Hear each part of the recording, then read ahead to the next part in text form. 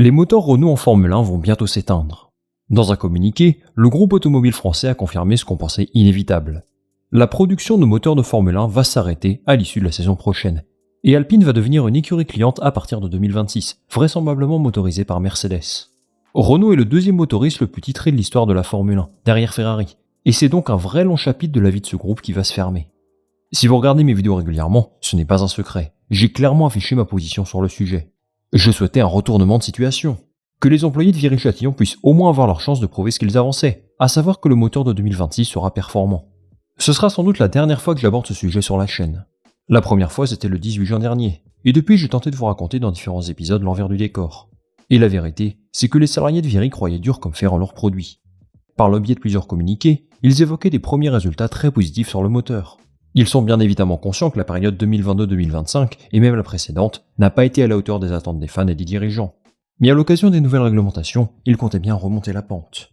Alors ces dernières semaines, un gros combat s'est déroulé contre Luca De Meo et Flavio Briatore, les principaux instigateurs de ce changement.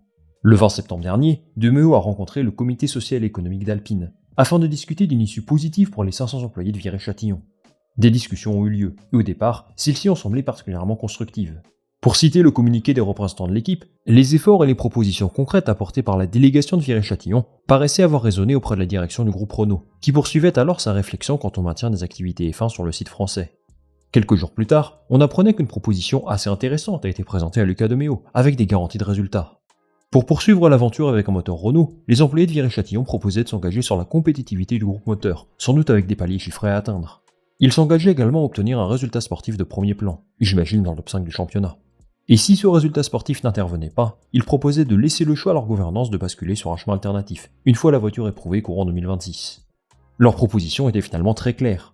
Nous croyons que le moteur Renault sera performant, laissez-nous vous le montrer. Et si ce n'est pas le cas, nous accepterons votre décision de passer à un moteur Mercedes. Personnellement, je trouvais cette perspective intéressante, parce qu'ils proposaient de se faire juger sur le plan sportif uniquement. Mais visiblement, leurs propositions n'ont pas été entendues, et c'est une très mauvaise nouvelle sur bien des aspects. Déjà, ça va avoir un impact presque immédiat sur les employés de Viry-Châtillon. Ils m'ont envoyé un communiqué, comme à d'autres médias, où ils analysent la situation en détail. Au 1er janvier 2025, l'usine française passera de 500 à 334 emplois, avec en plus de ça la fin des contrats de nombreux prestataires. On note également la perte d'une centaine d'emplois indirects chez leurs partenaires, et aussi la fin du concours d'excellence mécanique d'Alpine, soutenu par le gouvernement français, et même défendu par la légende Zinedine Zidane, ambassadeur de la marque. A noter que tous les salariés vont recevoir une proposition de la part de Renault pour assurer une transition vers un nouvel emploi dans ce projet. Sur le moyen long terme, les employés de Viry-Châtillon vont être réaffectés à un autre projet, baptisé Hypertech Alpine. C'est, je cite, un nouveau centre d'ingénierie innovant, qui va notamment se concentrer sur la future supercar d'Alpine, la recherche et développement sur les batteries, l'électrique, l'endurance et le Dakar, et tout un tas d'autres activités qui concernent l'ingénierie du groupe Renault et Alpine. Ce que je trouve complètement fou, c'est qu'Alpine n'a pas été très clair sur l'arrêt de ses activités moteurs. Plutôt que de rendre hommage au travail des employés de Viry ces dernières décennies, ils ont annoncé une transformation du site. À mon avis, c'est un énième coup de communication raté. Alors vous allez me dire qu'ils entendent le faire, et c'est vrai, mais là il y a un éléphant au milieu de la pièce, comme on dit, et c'est dommage qu'ils n'en parlent pas plus que ça. L'arrêt du moteur Renault est donc une décision très difficile, qui va avoir des conséquences immédiates sur l'avenir de l'écurie. Premièrement, il faut comprendre que ça ne remet pas en question l'engagement de la marque dans la discipline, pour le moment. Alpine conserve ses usines d'Enstone, une écurie possédée par le groupe Renault. Donc jusqu'à preuve du contraire, Alpine n'arrête pas son activité en Formule 1. Elle subit simplement une transformation profonde. À mon humble avis, c'est possible que cette écurie soit vendue ces prochaines années. Elle a déjà fait un pas vers cette étape, en vendant 24% de ses parts au fonds d'investissement Otro Capital. Est-ce qu'ils peuvent devenir actionnaires majoritaires ces prochaines années? Possible, je ne sais pas s'ils ont la manœuvre financière pour le faire. Mais pour l'instant, Luca De Meo semble déterminé à garder un pied en Formule 1. Pour l'instant, encore une fois. Ce qui me paraît évident, c'est que ça passera par une réussite sur le plan sportif en 2026. En choisissant d'installer un moteur Mercedes dans cette voiture, Renault fait honte à son histoire, n'ayons pas peur des termes. Ils en ont parfaitement conscience, j'en suis sûr. Et il est donc impératif d'obtenir des résultats encourageants en 2026 pour justifier cette évolution dans leur identité. Passer à un moteur Mercedes est aussi un saut dans l'inconnu. On a vu que les employés de Viry ont offert des données à leurs dirigeants, des données qu'ils jugent comme particulièrement encourageantes. Est-ce que Mercedes a fait la même chose? Qu'est-ce qui les a convaincus que ce projet est le bon? On peut mettre en avant les succès récents de Mercedes. Ceux des années 2010, évidemment, mais même aujourd'hui, McLaren réussit des merveilles en étant une écurie cliente. Et ça, c'est le modèle qu'ils souhaitent suivre. D'ailleurs, Alpine a fait des changements dans son management qui s'inspirent de McLaren. Ils aspirent à un destin similaire. En fait, à mon avis, je trouve qu'on en fait un petit peu trop sur l'aspect moteur. Effectivement, c'est super important. Et c'est l'un des plus gros points faibles d'Alpine en ce moment, si ce n'est le plus gros point faible. S'il passait un moteur Mercedes aujourd'hui, il gagnerait certainement en puissance brute, sur ce point-là on est d'accord. En revanche, il me semble qu'Alpine a également beaucoup de problèmes du côté d'Enstone.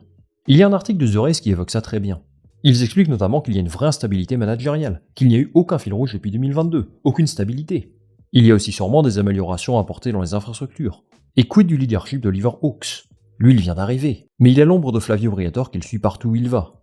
Il départ de high-tech, en F2, où il a affiché des qualités. Mais ça reste à voir s'il pourra mettre en place un plan de redressement efficace. Pour Enstone, travailler en partenariat avec Mercedes va leur permettre d'économiser beaucoup d'argent. Luca De Meo estime ça à 100 millions d'euros. Mais il va y avoir énormément de boulot en termes d'intégration sur la voiture. Vous savez que chaque moteur a des caractéristiques différentes. Et finalement, l'important ce n'est pas la puissance, mais la façon d'intégrer le groupe moteur sur la voiture, pour faire briller au maximum toutes les caractéristiques aérodynamiques. Dans n'importe quel métier, s'associer à un nouveau partenaire est un exercice difficile. En particulier si vous aviez des habitudes de travail avec une autre entreprise depuis très longtemps, l'usine de Viry en l'occurrence. Il y a une vraie probabilité pour qu'il rencontre des difficultés au départ, puis dans l'idéal, ça s'améliorera avec le temps. Alors que le passage au moteur Mercedes devrait être effectif en 2026, Alpine a dès à présent des objectifs importants à atteindre. Premièrement, il souhaite éviter une fuite des talents de son usine de Viry-Châtillon. C'est ce que le comité économique et social de la boîte met en avant. Il y a un risque que les employés s'engagent dans une autre écurie de F1, et indirectement, ça renforce ses concurrents. Il y aura certainement une vraie interrogation pour les salariés. À la base, ils ont été engagés pour travailler sur de la F1, et ils vont devoir pour la plupart migrer sur une autre discipline automobile. Est-ce que ça les intéresse ou non? Eux et elles seuls le savent. Ensuite, il va falloir renouer le lien avec les fans de l'écurie.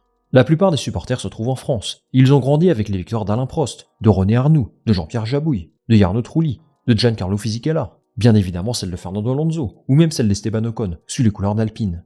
Est-ce qu'une Alpine avec un moteur Mercedes pourra créer le même amour, le même engagement? Pas sûr. Certainement pas pour les plus passionnés. Même si je pense que c'est la performance qui décidera de tout ça au final. Enfin, il va également falloir convaincre le groupe Formule 1 que cette équipe est toujours pertinente, d'un point de vue économique et commercial. On n'y pense pas vraiment, mais Liberty Media va perdre un constructeur automobile dans son championnat. Et ça va complètement en contre-courant de ce qu'ils souhaitent mettre en place.